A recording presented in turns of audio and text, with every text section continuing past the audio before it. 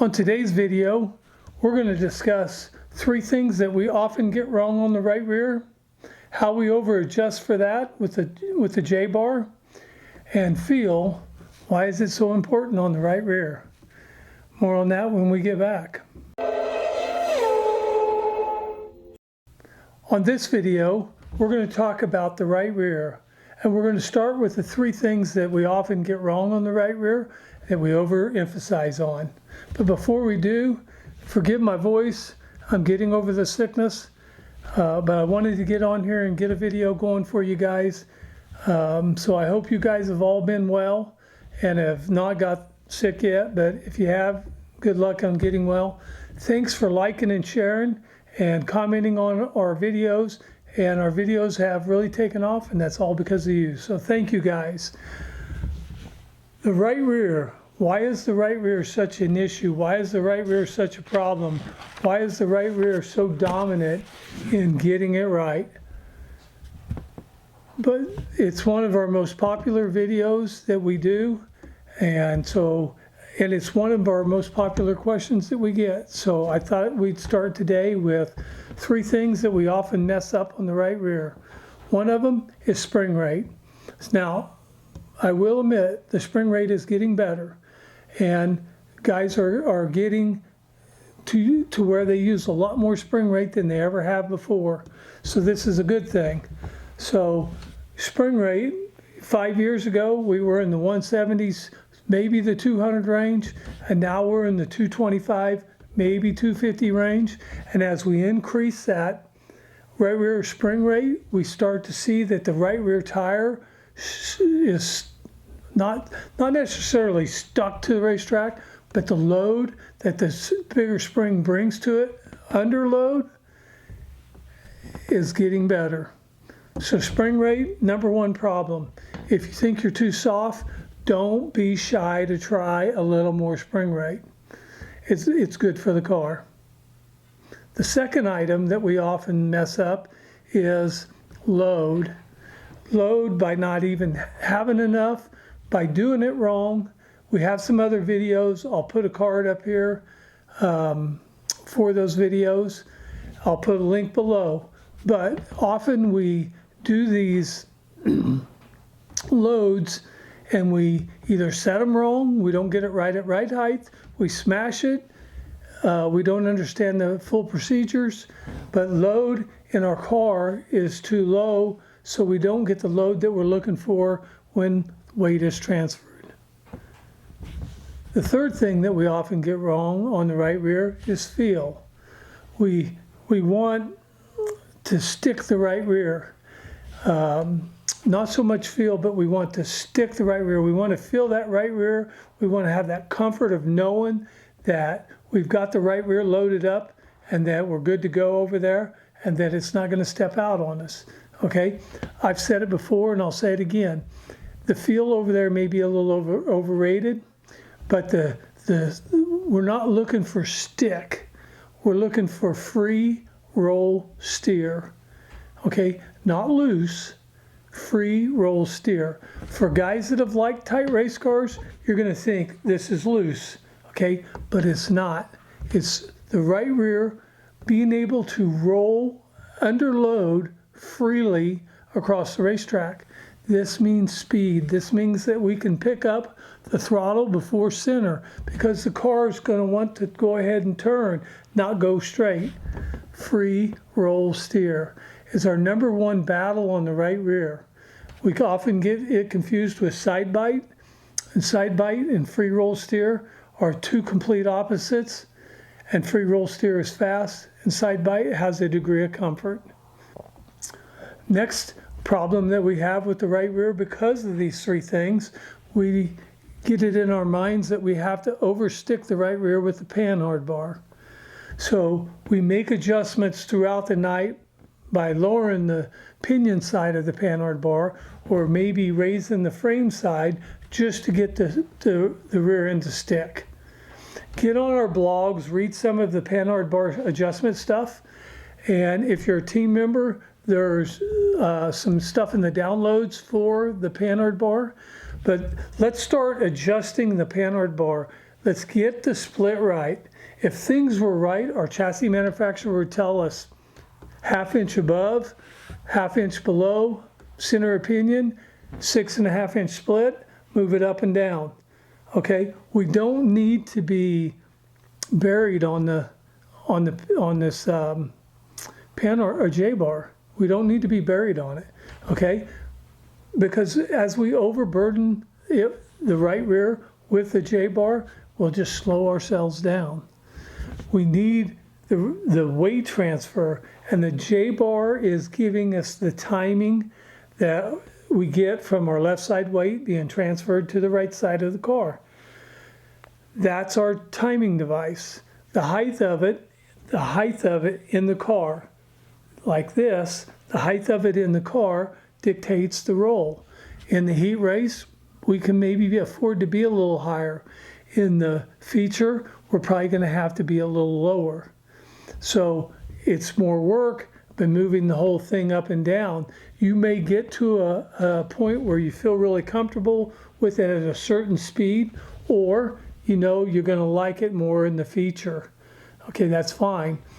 So a lot of times we can struggle through a little bit of a heat race and do fine. If you're on the redraw, you got to run the top 4. If you're doing some kind of points deal, you know where you need to be to maintain that point average or whatever. We can get through a heat race a lot of times. And moisture often fixes some of our problems, so we allow that to go. I've said it this many times, we are racing a battle of weight transfer, and the J-bar is part of that weight transfer. It's the speed in which we are going to weight transfer our left side weight to our right side tires. And when them tires get loaded, they must go. There's no waiting around. That's the J-bar, the left side weight transfer to the right rear tire. Feel has become highly important to the outcome of our race car, highly important to our performance, okay? And a little bit overrated in whether the car is good or the car is bad. We need to redesign that feel feature and decide that free is faster. Okay, so I'm going to challenge you guys in the 25 season to become more free on the right rear, accept a feel on the right rear that is, it's going to feel loose. I'm not going to lie, it's going to feel loose. You're going to think, oh, this is loose, but we can overcome it. Okay, so feel on the right rear is important because it's our data. It's our connection to our car. Okay, we're doing a lot of stuff, base valve, SRTs. We're doing all this stuff on the right rear to create feel for the driver so he can become more comfortable. So he can dictate the difference between stick in the right rear and free roll steer. So we are trying to do these things to better the feel, but let's not make it so important that it dictates the outcome of our whole evening. Hey guys, on this chart, we're going to show you how to figure load. So let's say our load is 375 pounds. That's our target load. And we're going to do a 225 pound spring. So we divide the two and we get 1.620. That is the compressed height of the spring. So if we're a 13-inch spring and we minus the 1.620, we end up at 11 3/8 or 380. So that's 11 3/8. So our compressed height is 1.620. Our installed height at right height is 11 3/80. Must be at right height. If I can emphasize it enough, it must be at right height.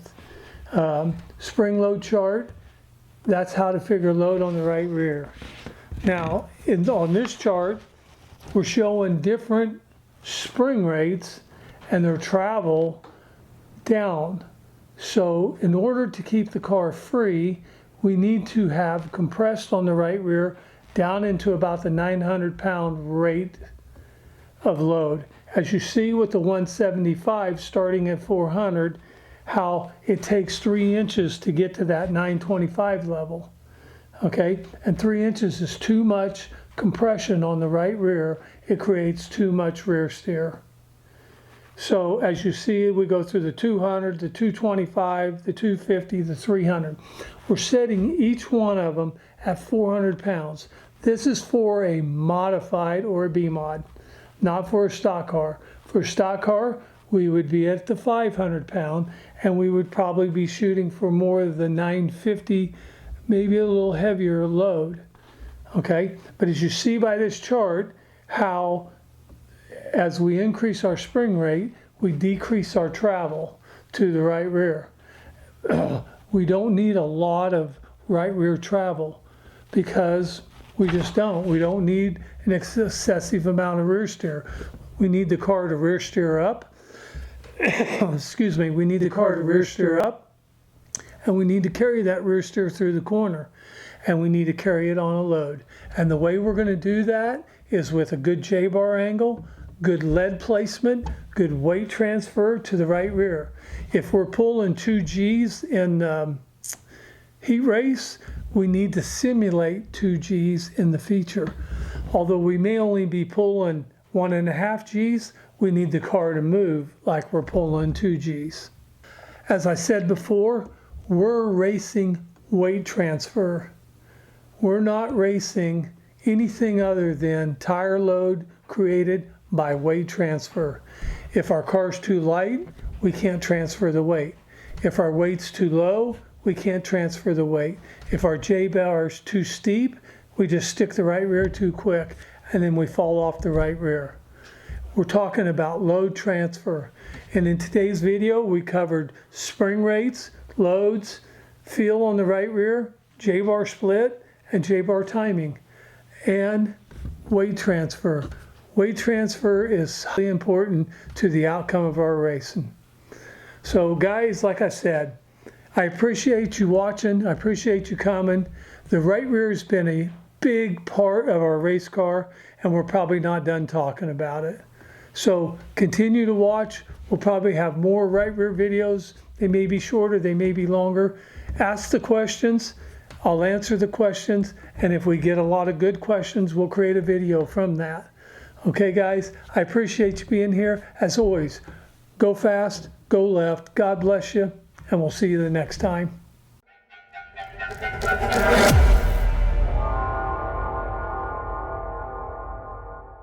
Okay, so is it going to work? Is the car going to work, or is the car not going to work? And over time, you're going to learn what it takes to make the right rear work. Even if it feels a little free, it'll still work. So 3 things that were talked about here tonight is the 3 mistakes we often made: the J-bar and feel. These are very important things to the right rear. Like I said, I'll put some links in. I'll put some links in below. I'll put some cards in. But let's work on these 3 things and making them better. In other videos that we have on the right rear, we describe how to take care of load, how to figure load, how to figure the final load. I'll attach also a chart that I have for load on the right rear with different right rear springs. I'll put a link below, and I'll share it on a blog on our website. Let's work hard on these in the 2025 as the season's about to begin. Let's work hard on these, and let's not become dependent on right rear load. Let's use load to make our cars work. Okay, so good luck, guys. As always, go fast, go left. God bless you, and we'll see you the next time.